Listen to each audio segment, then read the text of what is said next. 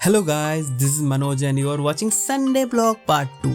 মাছ ধোয়াধুয়ি শেষ, এবার শুরু হলো আসল প্ল্যানিং। কি খাওয়া হবে আজকে? বাইরে তখন টিপটিপ বৃষ্টি পড়ছে আর এমন আবহাওয়ায় খিচুড়ি না হলে কি সানডে জমে? তাই ঠিক করলাম আজকের মেনুতে গরম খিচুড়ি, পটল ভাজা, ঢেঁড়স ভাজা, ঝিঙে পকোড়া আর মাছ ভাজা। প্রথমে মিষ্টি কুমড়ো ছোট করে আমি কেটে নিয়েছিলাম, তারপর আলু, পেঁপে, বিনস, গাজর আর কাঁচা লঙ্কা সব একে একে একটা বাটিতে রাখলাম।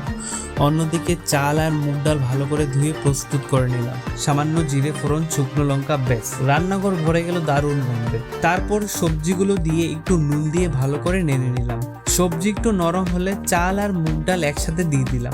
তারপর আদা হলুদ দিয়ে ভালো করে কষিয়ে নিলাম। যখন সব কিছু সুন্দরভাবে মিশে গেল তখন গরম জল ঢেলে দিলাম। ধীরে ধীরে খিচুড়ি ফুটতে লাগলো আর বৃষ্টির দিনে সেই গন্ধটা যেন আরও বেড়ে গেল। খিচুড়ি একদম তৈরি হয়ে গেলে উপরে সামান্য ঘি দিয়ে গার্নিশ করে নিলাম। এবার সাইড ডিশের পালা। ঝিঙে ছুলে আমি ফুলের মতো কেটে নিলাম।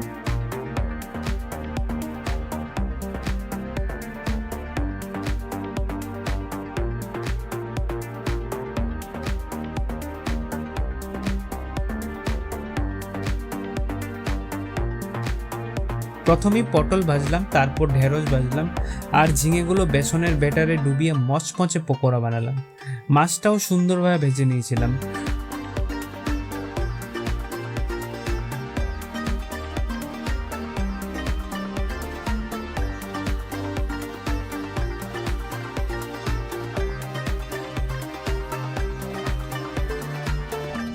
সব রান্না শেষ, এবার খাওয়ার পালা। আমি আর আমার ওয়াইফ মিলে সানডে দুপুরে লাঞ্চে বসে গেলাম। গরম খিচুড়ি, ভাজাভুজি আর মাছ সত্যি বলতে একদম জমে গেছিল। খেতে খেতে আমরা মুসাফির ক্যাফে ওয়েব সিরিজটা দেখছিলাম। এইভাবে বৃষ্টি, রান্না আর একসাথে সময় কাটিয়ে আজকের দিনটা খুবই সুন্দরভাবে কেটেছিল আমাদের। ভিডিওটা যদি ভালো লেগে থাকে লাইক, শেয়ার, কমেন্ট করতে ভুলবেন না।